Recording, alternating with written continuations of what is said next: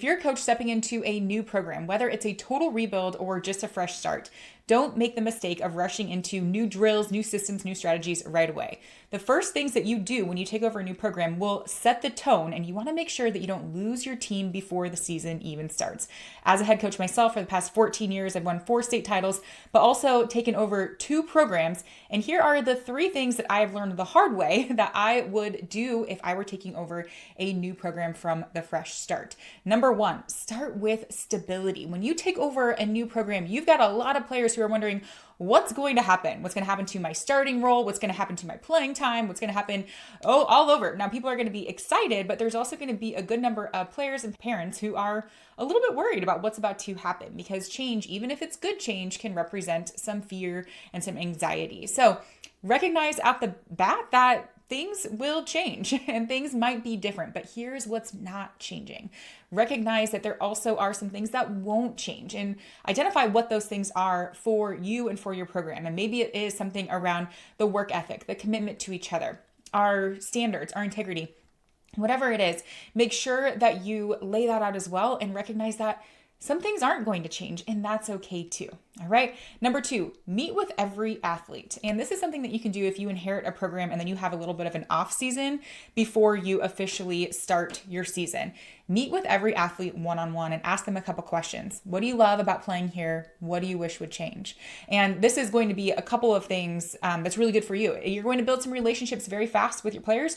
You're also going to recognize that, hey, you have a voice and I am here to listen to it. You're also going to uncover what's going on in the program, what athletes love, and also you're going to start to notice some themes around what to change. I know it's really easy as a coach to want to come in. I know when I took over the programs that I did, I was like, this is what's going to change, and I want to get going and hit the ground running because this is what I know works.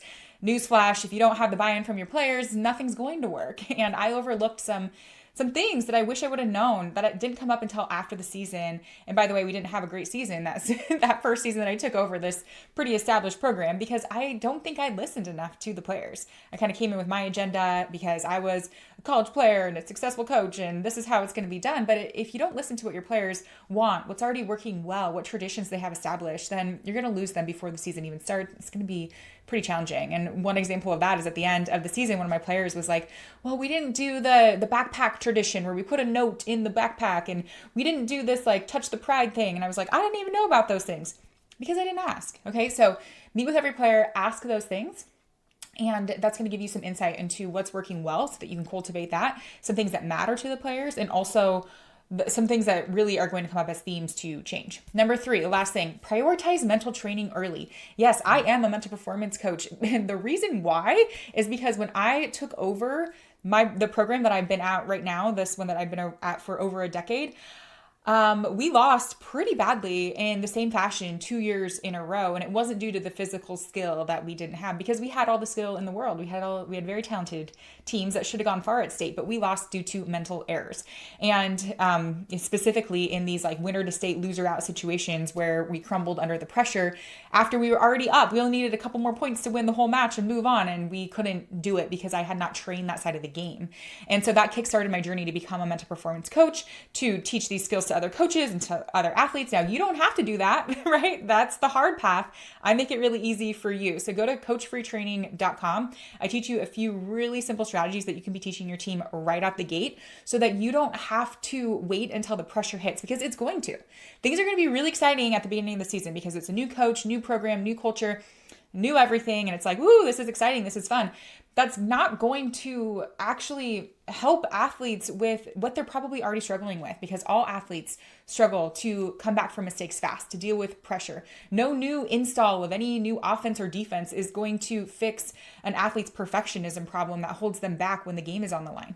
Absolutely not. And so you have to be able to give them tangible skills to deal with those moments, because they don't know those things. And coming in as a new coach, it's a really, really great time because you do kind of have a fresh start in some areas, and giving them really simple, tangible mental training skills so that you can allow all of those things that you're doing as a coach to pay off, right? The new installs, the new defense, the new offense, the new fundamentals, like those things are actually going to be able to pay off when it matters, because not only do they have the skill that you're introducing, but they also have the mindset to be able to execute in those pressure situations. So really simple things. I wish I would have done it earlier. In fact, that's why I had to go down this long path of learning how to teach these skills to my athletes. But simple things like how to get over mistakes, how to deal with nerves when you're nervous before a big game, how to evaluate your performance, how to deal with like self-talk, all of those things that athletes need. You recognize they need them too, because sports are 90% mental, but most coaches don't know how to teach it because we're not taught that, right? That's not our specialty. But I make it easy for you. So go to coachbretraining.com. I got some really simple ways that you can do that. And that is what I would do if I were taking over a new program in order to help build a winning culture from the start. One other thing, as you're meeting with players individually, if you want some resources on how to communicate their role when it gets to that point in the season, check out my next video on player impact plans. This is how you can communicate clearly what their role is on the team, how much playing time is associated with that, and also how to communicate that to their parents so that there's not any drama when it comes to playing time and what their role is. So check out that video next. That's really going to help you as well when it comes to communicating with your athletes.